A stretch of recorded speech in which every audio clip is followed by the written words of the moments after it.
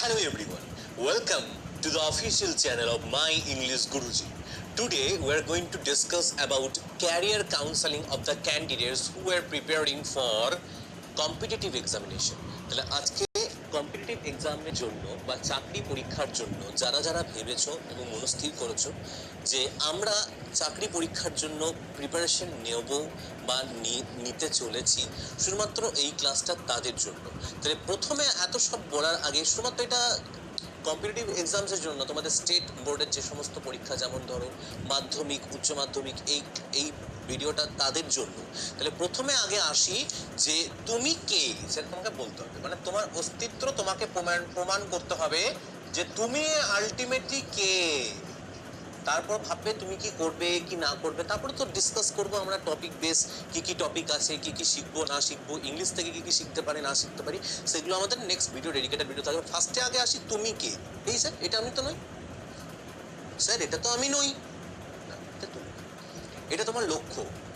তোমার লক্ষ্যটা কোথায় থাকবে সেটা তুমি আগে ফিক্সড করো, যে তুমি জীবনে কে হতে চাইছো। আজ থেকে 5 বছর বা 10 বছর পর তোমাকে যদি কেউ দেখে, তা তোমাকে মানুষ কি নামে জানবে বা কি নামে চিনবে, বা তোমার আইডেন্টিটি কি হবে, তাই না? ফার্স্টে এটা সিলেক্ট করো, তারপর তুমি ভাববে যে তুমি কি করবে কি না করবে। তার আগে আসি এইগুলো গিজিবিজি। তুমি যে একজন হতে চাইছো, একটা মানুষ হতে চাইছো, তার পেছনে তোমার এগুলো হচ্ছে বাধা। এইসব গিজিবিজি হচ্ছে বাধা। এইগুলোর মধ্যে কি কি বাধা আছে সেগুলো আগে ডিসকাস করে নিই। এই বাধাগুলোর মধ্যে আছে যে তোমার কোনো একটা বন্ধুর জন্মদিন, বা জন্মদিন না, জন্মবার্ষিকী। তাহলে বন্ধুর জন্মবার্ষিকী, মামার বিয়ে, মাসির ছেলের বিয়ে, এগুলো নানান কিন্তু তোমার একটা বাধা বলতে পারো। স্যার কি বলছেন, এগুলো বাধা?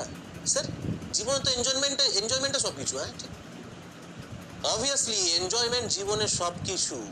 কিন্তু যদি তুমি একদিন স্বামী বিবেকানন্দকে, তোমাদের গোটা ডাউট ক্লিয়ার হয়ে যাবে। প্রথমে বলি, স্বামী বিবেকানন্দকে একজন প্রশ্ন করেছিলেন যে স্বামীজি, বিষ কি, হোয়াট ইজ পয়জন, বিষ কি? তখন স্বামীজি উত্তর দিয়েছিলেন যে জীবনে যেটা বেশি কিছু সেটাই বিষ।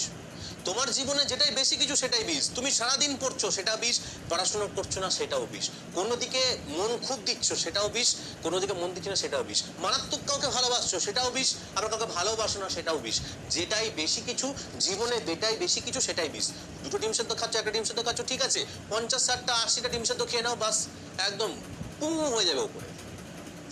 তোমাকে আমি মৃত্যু কামনা করছি না, জাস্ট বললাম যে জীবনে বিষ কি, যেটাই বেশি কিছু জীবনে সেটাই বিষ, এটা মাথায় রেখে চলো।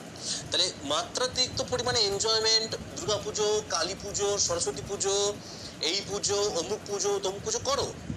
স্বামীজি জানেন তো, স্বামীজি এইগুলোই বেশি করতেন, তিনি পড়াশোনায় খুব কম মন দিতেন, কিন্তু তিনি যেই টাইমে পড়তেন না, সেই টাইমে যা পড়তেন সেই পড়াটা মোটামুটি 3 ঘন্টা, 4 ঘন্টা, 10 ঘন্টা, 12 ঘন্টার ছেলেদের পড়ার সমান।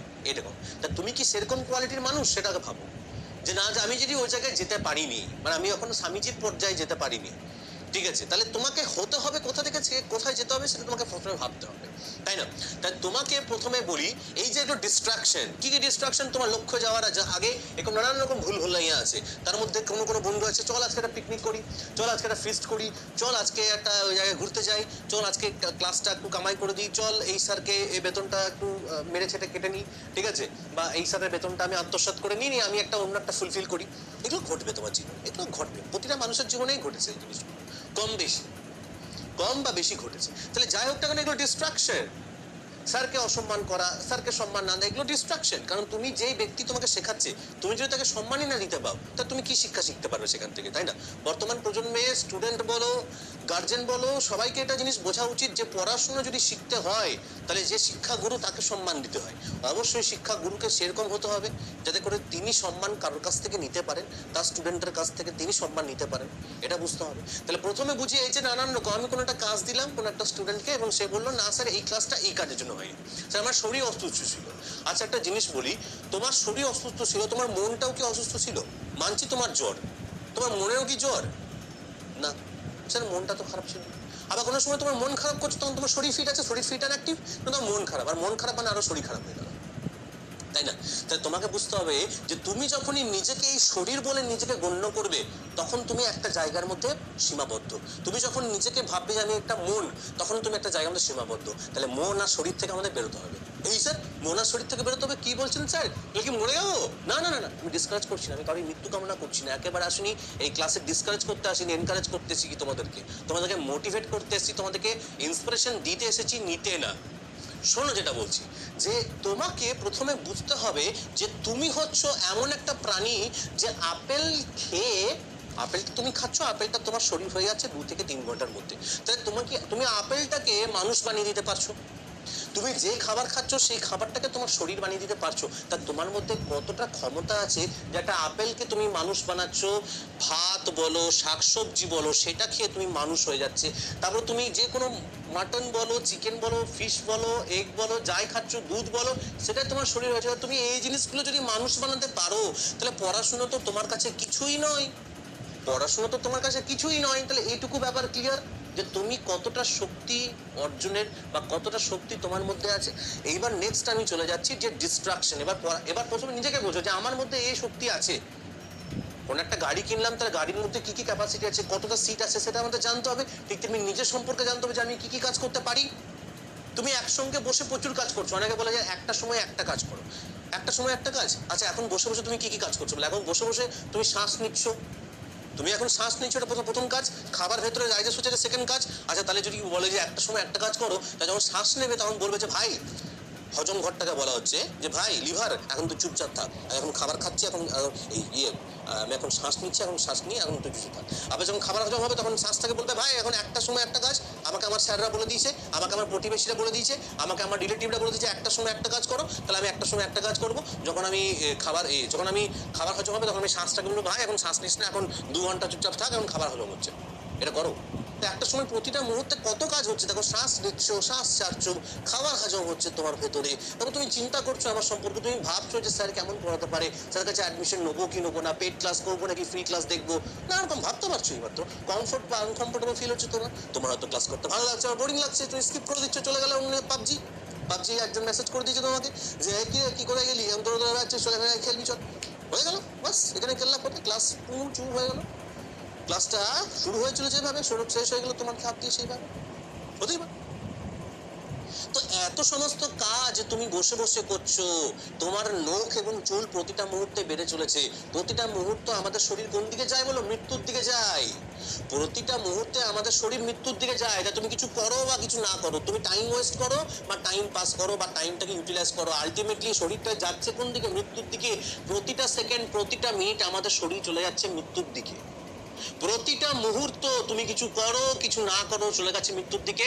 যেই টাইমটা তুমি তোমার জীবন থেকে হারিয়ে ফেলছো, তুমি যত টাকা দেবে বা যাই কিছু করে দাও না কেন, সেই টাইমটা তুমি তোমার লাইফে ফিরে পাবে না।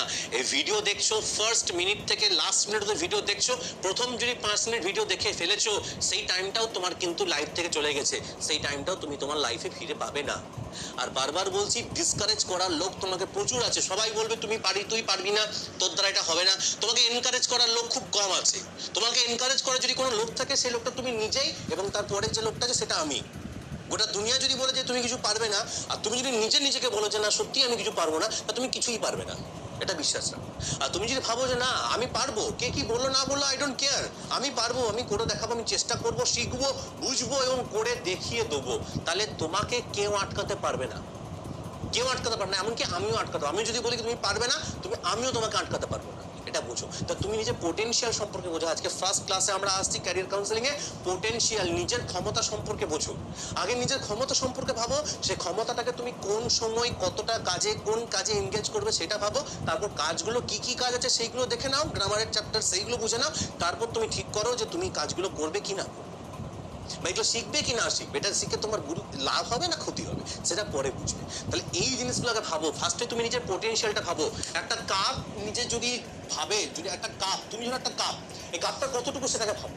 তুমি বিশাল বড় কাপ, এই যে আমি যেগুলো বোর্ডে লিখছি, এই বোর্ডটা এতটা বড় বোর্ড, এই যে বোর্ডে যা আমি লিখছি, এই বোর্ডের লেখা, তোমার খাতা যত পাতা তুমি শেষ করেছো আজ অব্দি, বা যা যা খাতাগুলো আছে সব খাতা যদি মিলিয়ে দাও, পৃথিবীর মধ্যে সমস্ত খাতা পাতা যা আছে সব যদি মিলিয়ে দাও কিন্তু তোমার মনের খাতার সঙ্গে সেটা কিন্তু তুচ্ছ, মানে তোমার মনের খাতা বিশাল।